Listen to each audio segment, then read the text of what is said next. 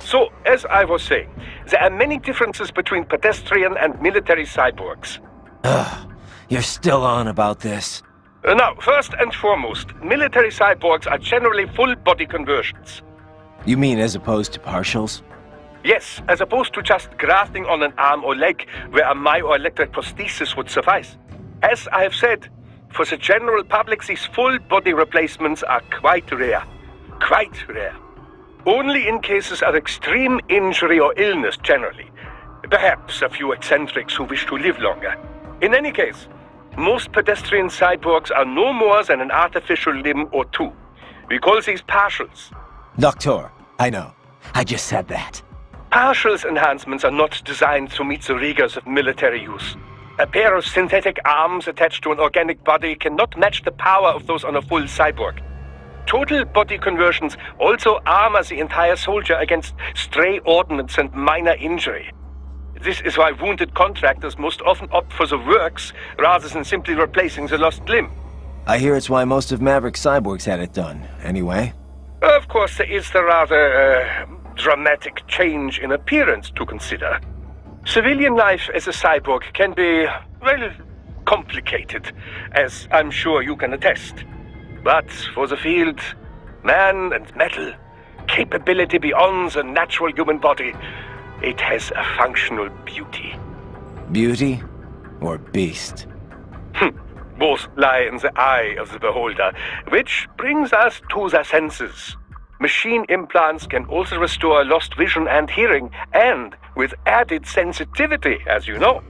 Such options have become standard in most military conversion packages, along with pain suppression and dampening less useful emotions, similar to how SOP operated.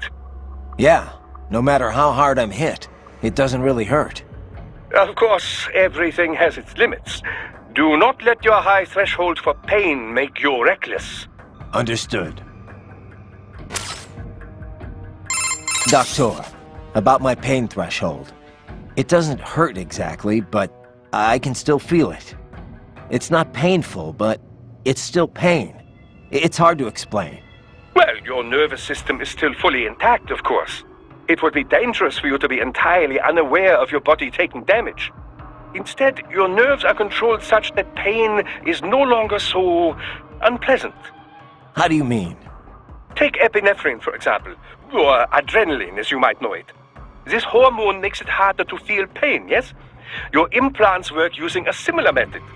Yet, for all we now understand of the nature of pain, much of it remains a mystery. How so? Well, why do we feel pain? Evolutionarily speaking, of course, to signal external injury or internal sickness. If the body is threatened, pain notifies the brain so it can take steps to ensure survival. In other words, pain has a clear and logical purpose. But, in certain cases, pain can drive more unconstructive behavior. In situations where fight and flight are both still options, one might simply break down crying or drop to the ground and begin writhing about. This would appear only to diminish one's chance of survival, not increase it, yes? Maybe there's some other factor at play. Well, the most common theory would link pain with the societal nature of humanity. If no friends are close by, then experiencing pain might indeed reduce your likelihood of survival. But if allies are near, these expressions of pain serve as a plea for help. Thus, you are more likely to live. Fear of pain might also discourage one from entering a dangerous situation in the first place. Whatever the reasons, the data clearly shows that survival rates rise directly with sensitivity to pain. The converse is also proven. Those less able to feel or express pain have a lesser chance of survival. So, mankind has evolved as a social animal, and in the process, pain has become more pronounced, more visceral. A little pain never hurt anyone, huh? But if pain is there to ensure survival, well, what's that say about the future for us cyborgs? As a transhumanist, I do not believe all evolution must follow the exact method Darwin posited. Cyborg technology is still survival of the fittest, after all. Just in a new form. You should be proud of what your body has become. It is the culmination of great achievements in science. Me? I had nothing to do with it. The credit's all yours. Well, yes. I should be proud as well. Doctor, about my fuel cells, the electrolytes. Do all military cyborgs use the same type? I'm not gonna run across anyone, you know, incompatible with me, am I? An excellent question. Your fuel cells, like any other, operate much in the same way as a typical battery. They do not need replacing after a single use, of course, and they do not require recharging. They do, however, require a fuel source. That much I know already. Yes, well, there are several different types of fuel cells.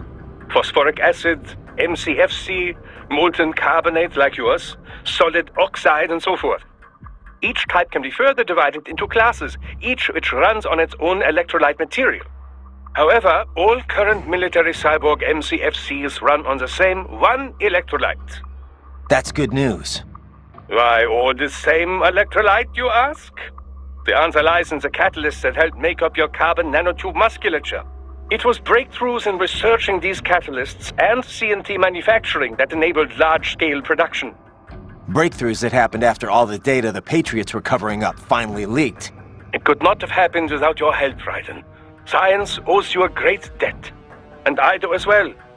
Working on your body has been quite educational. Ugh.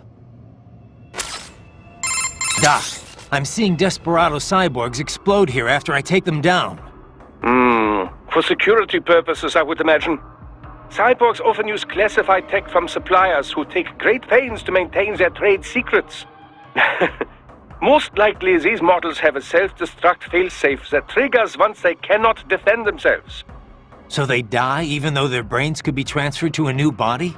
I understand your concern, Raiden, but I am sure these conditions were clearly stated in their contracts. This is one area that is well regulated by the law.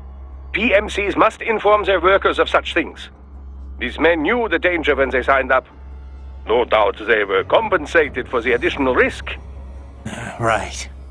You should be more concerned with the potential for data loss in these explosions. They could damage or even erase the holographic memory in their left hands. Though to think on it, the data is most likely automatically wiped before detonation. Just in case it would survive the explosion and resulting shockwave, you know. Yeah. Sure, Doc. You must remove the hands before their critical system shutdown sequence can activate. Remember it this way. Before you kill, make certain no cyborg is left with a left hand. Raiden, have I told you of the research I was conducting before we met? Several times. It was the Cold War. East Germany. The DDR. My field was infantry weapon research. It was a magical time. Secret research. Top secret, you know. All for the Soviets, but so exciting. I was free to explore wherever my findings took me. I never had a budget request refused. Not once. I was young then.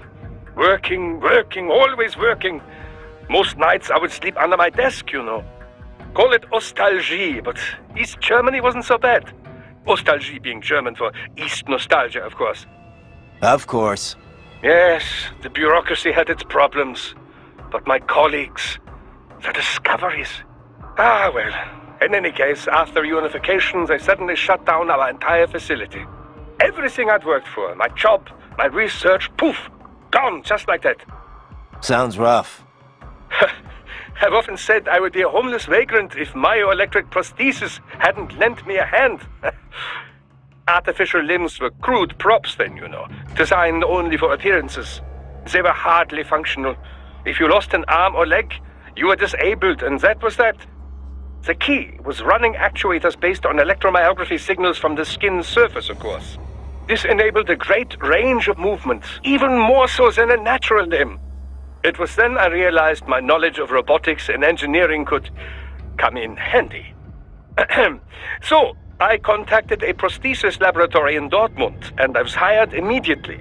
Patents filed in my name made quite a bit of money, you know. Soon I was made the head of my own lab. And that's when you started filling orders from PMCs. Indeed. From contractors who'd been referred by their employers, to be exact. Workers from your industry quickly became our best customers. We were flooded with orders. But my field was never full body conversions. You can imagine my surprise when Boris contacted me. Yeah. Our previous cybernetics maintenance guy went into hiding. But I built on my knowledge and now consider myself an expert on all cyborgs, both partial and full body. Glad I could help with your on-the-job training. Seriously, though, we're lucky to have you on board. Yes, I should think we have both benefited from our arrangement. Which reminds me, do not forget our other arrangement. The cyborg's left hands, if you would. Got it. Raiden, are you fully versed in the features of your AR display? It can serve many functions, you know. Do I hear un lecture coming on? A lecture? No, of course not. I'm hardly an expert. Of course, I know the first practical application of the technology was for aircraft HUDs. Then head-mounted displays, HMDs. The data could be seen even as the viewer moved their head. As the technology improved, it was integrated into retinal imaging, contact lenses. Soon it became standard issue not just for pilots, but infantry soldiers as well. Of course, with cyborgs such as yourself, the data can be fed directly to the optic nerve. No lecture, huh?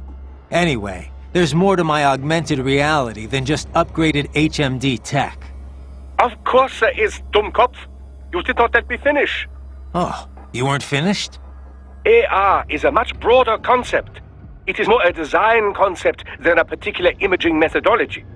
It encompasses HUDs, HMDs, any and all manner of visual real-time data overlay. Though recently, some reserve the AR label for virtual objects the subject can both see and touch. For example, your codec menu and zoom slider. Such objects do not exist anywhere in the real world, not even as images. They are fed directly to your optic nerve, so only you can see them. Yet, when you interact with them, sensory feedback is delivered to the nerves in your fingers. It gives you the sense of touching a thing that does not exist. Beats lugging around a sat radio and giant scope, that's for sure. There is another school of thought on precisely what constitutes AR. Seriously, more of this? It defines AR as anything which obscures the boundary between reality and that experienced by the viewer. Well, how would that be different from VR? Well, for example, let's say that you and I are having a nice chat face to face. Suddenly, I disappear, poof, and in my place appears a ravishing, nubile young woman. Is the girl the projected image or the reality? Perhaps I was the AR. How would you know? The accent might be a clue. Such things can be controlled with a simple hack of your auditory nerves. Well, that's comforting. So how is this different from VR again? Well, it is, I suppose, strictly speaking, it is rather similar. Both are a method for completely fooling the senses, rather than simply augmenting them. Although, technically it would be MR, mixed reality, since there are some real elements involved. Yes, of course, that would be the distinction and the correct term. In any case, the advance of MR technology leads to many interesting philosophical questions. What happens when appearances cease to have meaning? It is no longer see it to believe it, after all. It could make for a great advance in cyborg acceptance, you know. They could project a perfectly normal human body to be seen by anyone who can perceive MR. I don't know. Sounds like it might cause more problems than it'd solve to me.